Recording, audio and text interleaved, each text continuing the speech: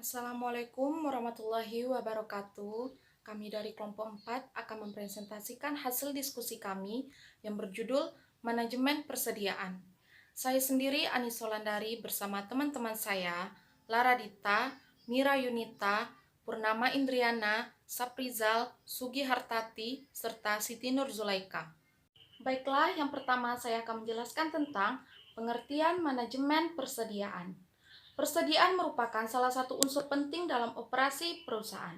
Selain itu, persediaan dapat mempermudah dan memperlancar jalannya kegiatan normal pada suatu perusahaan yang dilakukan secara rutin untuk memproduksi barang yang selanjutnya ditimbulkan pada konsumen. Pengertian persediaan menurut Freddy Rangkuti yaitu salah satu unsur yang paling aktif dalam operasi perusahaan yang secara kontinu diperoleh, diubah, kemudian dijual kembali. Persediaan merupakan unsur yang paling aktif dalam operasi perusahaan dagang dan industri serta jasa. Tanpa adanya persediaan, para pengusaha akan dihadapkan pada keadaan bahwa perusahaannya pada suatu waktu tidak dapat memenuhi keinginan para pelanggannya sehingga kontinuitas perusahaan dapat terganggu. Karena sumber utama pendapatan perusahaan berasal dari penjualan persediaan. Ini berarti perusahaan akan kehilangan kesempatan untuk memperoleh keuntungan yang seharusnya didapatkannya. Baiklah, saya akan melanjutkan presentasi dari Anissa Wulandari.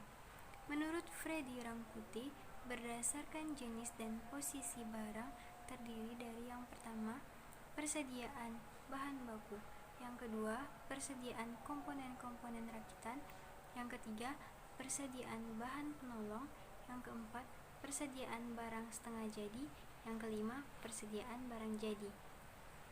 Persediaan dalam suatu perusahaan menurut fungsinya. Yang pertama, bed stock atau lot size inventory. Yang kedua, fluctuation stock. Yang ketiga, anticipation stock. Tingkat perputaran persediaan yaitu yang pertama bahan baku atau material, yang kedua barang dalam proses, yang ketiga barang jadi. Secara umum, besar kecilnya inventory tergantung dari beberapa faktor. Yang pertama, lead time, lamanya masa tunggu yang dipesan. Yang kedua, frekuensi, penggunaan bahan selama satu periode. Yang ketiga, jumlah dana yang disediakan. Yang keempat, daya tahan material. Selanjutnya ialah rumus tingkat perputaran persediaan barang dagangan. Inventory turnover, penjualan bersih dibagi persediaan rata-rata. Baru inventory turnover juga penjualan bersih dibagi persediaan rata-rata, atau harga pokok penjualan dibagi persediaan rata-rata, atau harga pokok penjualan dibagi persediaan rata-rata dikurang rata persediaan awal ditambah persediaan akhir tahun, atau persediaan rata-rata sama dengan persediaan awal ditambah persediaan akhir dibagi 2. Contoh soal bisa dilihat di tabel, saya akan membacakan, yaitu diketahui persediaan barang tanggal 31 Desember tahun 2009 sebesar Rp 100 juta dan persediaan barang per tanggal 31 Desember 2010 sebesar 150 juta. Dalam laporan laba rugi tahun 2009 diperoleh data penjualan sebesar 315 juta. Hitunglah berapa kali perputaran persediaan di gudang. Diketahui tadi kan tanggal 31 Desember itu 100 juta. Jadi ditambah persediaan barang tanggal 31 Desember 2010 yaitu 150 juta. Jadi 100 juta ditambah 150 juta dibagi 2 sama dengan 125 juta.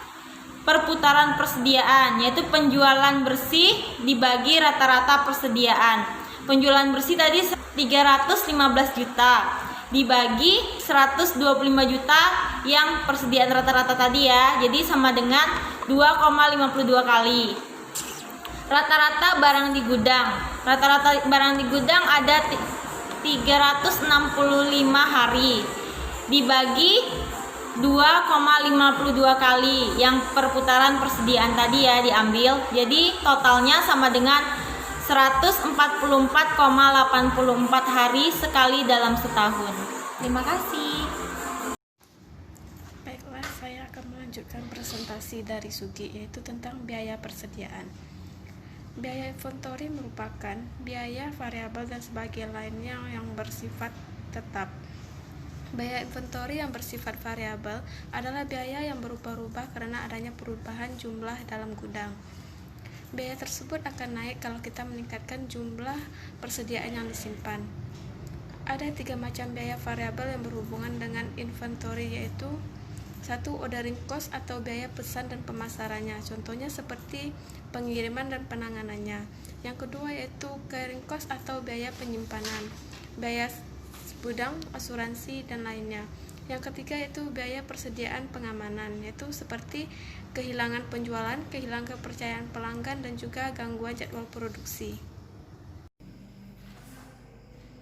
Economical Order Quantity disingkat dengan EOQ adalah jumlah kuantitas barang yang dapat diperoleh dengan biaya yang minimal atau sering dikatakan sebagai jumlah pembelian yang optimal. Biaya variabel dari inventory pada prinsipnya dapat digolongkan dalam biaya-biaya yang berubah sesuai dengan frekuensi pesan yang kini sering dinamakan procurement cost atau setup cost. Biaya-biaya yang berubah-ubah sesuai dengan besarnya average inventory yang biasa disebut stock atau carrying cost.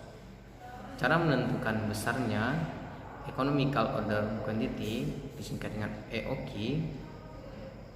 R jumlah dalam unit yang dibutuhkan selama satu periode tertentu, misalnya 1 tahun. S biaya pesanan setiap kali pesan. P harga pembelian per unit yang dibayar. I biaya penyimpanan dan pemeliharaan di gudang dinyatakan dalam presentasi dari nilai rata-rata rupiah dari persediaan.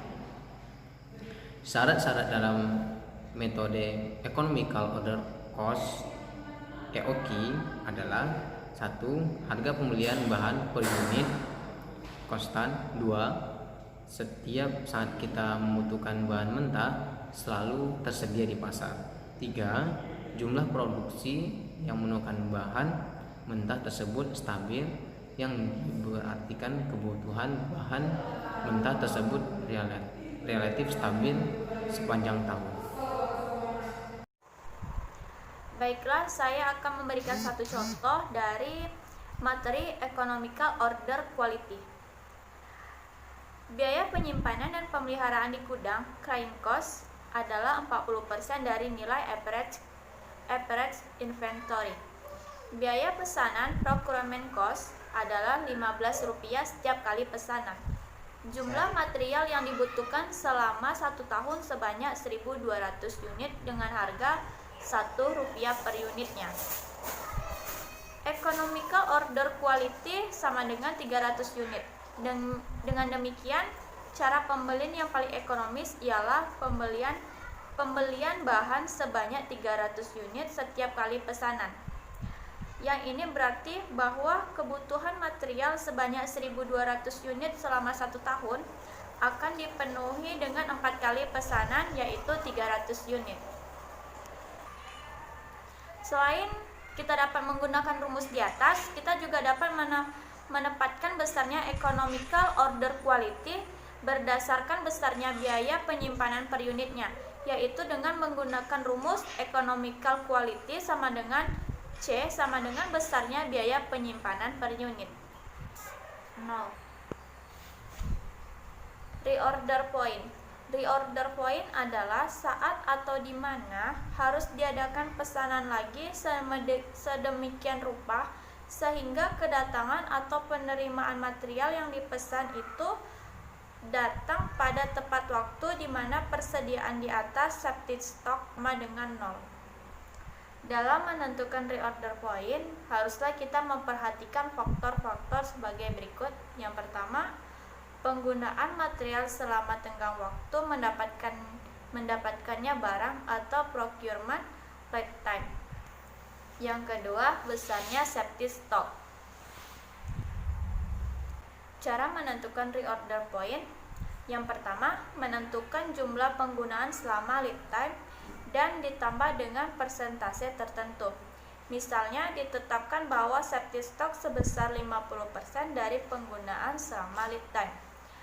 Dan ditetapkan bahwa lead time-nya adalah 5 minggu, sedangkan kebutuhan material setiap minggunya adalah 40 unit. Jadi, reorder point sama dengan dalam kurung 5 dikali 40 ditambah 50% dalam kurung 5 dikali 40 sama dengan 200 ditambah 100, hasilnya 100 unit. Cara menentukan reorder point yang kedua yaitu dengan menetapkan penggunaan selama lead time dan ditambah dengan penggunaan selama periode tertentu sebagai safety stock. Misalnya kebutuhan selama 4 minggu.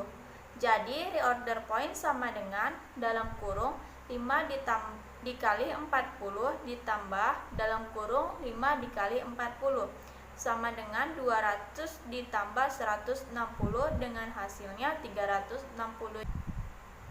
Dari contoh yang terakhir ini dapatlah dikatakan bahwa reordernya pada jumlah 360 unit. Yang ini berarti bahwa pesanan harus dilakukan pada jumlah persediaan tinggal 360 unit. Apabila pesanan baru dilakukan sesudah persediaan tinggal 300 unit, maka ini berarti bahwa pada saat barang yang dipesan datang, perusahaan terpaksa sudah mengambil material dari safety stock sebanyak 60 unit. Pada waktu barang yang dipesan persediaan dalam gudang tinggal 100 unit, dalam kurung 300 dikurang 200, padahal safety stock telah ditetapkan sebesar 160 unit. Dengan demikian, safety stock di sini sudah terlanggar. Apabila pesanan sudah dilakukan pada waktu persediaan sebesar 360 unit, maka pada waktu barang yang dipesan datang, persediaan di dalam gudang masih 160 unit. Dalam kurung 360 dikurang 200. Persis sama besarnya dengan besarnya safety stock. Yang ini berarti bahwa safety stock tidak terlanggar.